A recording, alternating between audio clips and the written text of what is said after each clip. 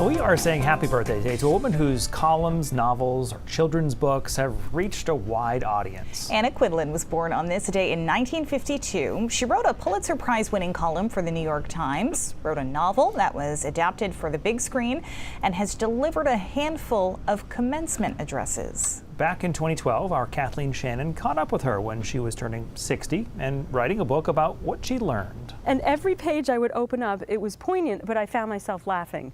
Oh, good. And this is what you do so well. So these are observations on different phases of our lives. And one of the things that caught me is that, and I've heard you say this before, is that you're horrified looking back at who you were when you were 20 or 25.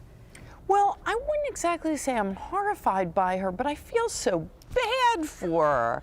I mean, she's rumbling along, listening to all those great theys out there say, oh, this is where you should live, this is how you should work, this is what you should look like, this is what you should weigh.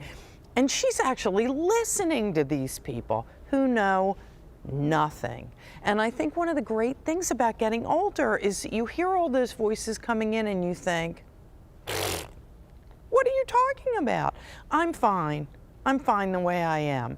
And I do feel so sorry for younger women when I look at them because, first of all, you don't know what you don't know at that age, as I well remember. And second of all, you're still being bombarded by all these messages that seem to you to hold some truth, when over time you learn that most of the time they mean nothing at all. This is on page 102. Put together all the mixed messages, and what you come up with was an ideal woman who was the 6-foot swizzle stick in fashion magazines, grafted onto a Supreme Court justice with 3 successful children and a husband who loved to cook. Notice that there is no one on earth who conforms to this description. Exactly. But at 25, we don't know that. At 25, we don't know that. At 40, we don't even know that. I mean, I used to write a column for the New York Times called Life in the 30s, and people would say to me, oh, you have the perfect life. And I thought, no, don't do that to me. Don't do that to yourself.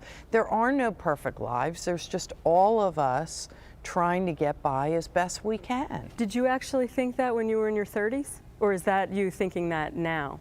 About the perfect life? Well, about when people would say that to you when you were in your 30s writing that. I absolutely would think that, because given the fact that here I was front and center writing a column about all this, people tended to project things onto me. Meanwhile, I'm just one little woman in a house with 3 kids under the age of 5 and like mustard all over my t-shirt, thinking this cannot possibly be the perfect life. Maybe somewhere someone is having it, but it can't include stained clothing.